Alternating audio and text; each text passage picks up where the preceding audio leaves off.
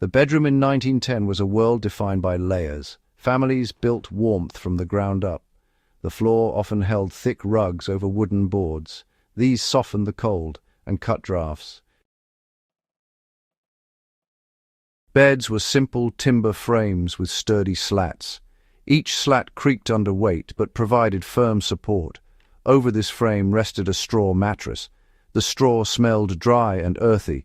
It pressed firmly, yet yielded slightly under the body. Families shook it daily to keep it lofted and even. On top came featherbeds. They were dense and heavy, filled with goose feathers. Pressing into them released a faint squeak. The surface rippled with every shift. These featherbeds insulated against nighttime chill. The layering trapped heat in pockets between materials. Sheets were coarse linen, rough at first touch. They softened with repeated washing.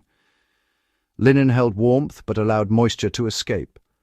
Wool blankets followed, thick and scratchy. They weighed on the body, anchoring it. Their texture scratched lightly at exposed skin, but they retained heat efficiently. Multiple blankets were common, you know. Families would adjust layers nightly, really feeling the pressure of each one. A thick quilt often finished the top. Quilts were densely stitched, patterned with geometric shapes or family motifs. Their cotton filling absorbed body heat and held it. Every layer contributed to a cumulative thermal effect. Each material worked together to create comfort from the available resources. Bed placement mattered. Beds were pushed away from external walls. Families avoided corners where cold seeped in. Windows were heavy with drapes, wool or velvet, pulled tight against the frame. Curtains muffled sound. The room felt enclosed, yet somehow still breathable. Floors creaked under movement, and wooden beams hummed quietly. Airflow was controlled by draft-blocking measures. Even small adjustments impacted warmth and comfort. Walls were often lined with tapestries or hanging blankets. They added an extra thermal buffer. Sensory awareness of these elements was crucial. Families monitored cold spots visually and tactically. Maintenance was, really hands-on. Straw mattresses were fluffed daily, tossing it from end to end. Featherbeds were beaten outside to remove dust, which was just part of the routine. Blankets and quilts were shaken vigorously, with the corners folded precisely every time. Sheets were changed weekly, and when possible, they were boiled. The process created a routine rhythm. Honestly, you could hear it in the slapping and beating of bedding.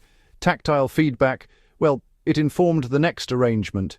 Each morning revealed shifts in comfort and insulation. Families learned how layers compressed over time and compensated with additional padding. Observation and repetition, really, those guided their adjustments. Nighttime routines reinforced warmth. Bedclothes were aired during the day to prevent dampness, which was quite important. Beds were preheated with hot water bottles or heated bricks wrapped in cloth. The heavy featherbeds and wool blankets pressed warmth into the sheets. Movement produced soft, rustling sounds. Touch was, layered. First there was that skin contact with linen, then came the yielding weight of feathers, followed by wool and quilt. Each element, it registered distinctly. Families crawled under the layers and felt immediate insulation. The environment supported long, uninterrupted sleep, even in those harsh winters. Bedrooms were visually minimal, but honestly quite functional. Furniture was sparse. Dressers and chairs were placed against internal walls. Lamps were oil-based, casting a warm light. Shadows from flickering flames highlighted the textures of blankets and quilts. The room's color palette was muted earth tones, reflecting the available dyes and fabrics. The combination of tactile and visual elements created a sense of security. Warmth was both physical and psychological. Families adapted spatially to maximize heat retention. So each material's performance really depended on its quality. Straw, for instance, had to be dry, and feather beds needed to be plump, while wool had to be clean and untangled. Linen that was too coarse, well, it could cause irritation. Heavy blankets were actually measured for their weight, and, careful stacking and arrangement was essential to make sure there were no gaps where the cold could sneak in. Families often tested layers with touch before sleep. Visual inspection confirmed loft and fullness. Sound provided cues as well. A sagging feather bed creaked differently. Layers shifted, producing subtle noises indicating uneven warmth. Sensory feedback guided nightly adjustments.